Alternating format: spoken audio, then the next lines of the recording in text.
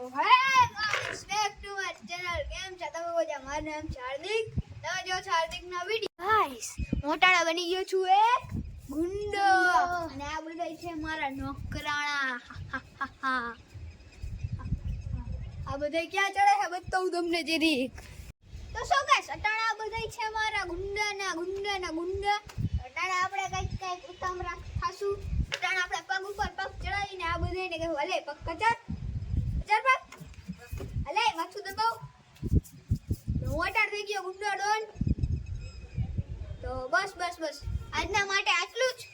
મળું આજના બીજા બ્લોગ. ઇધર કા ડોન સબકા ડોન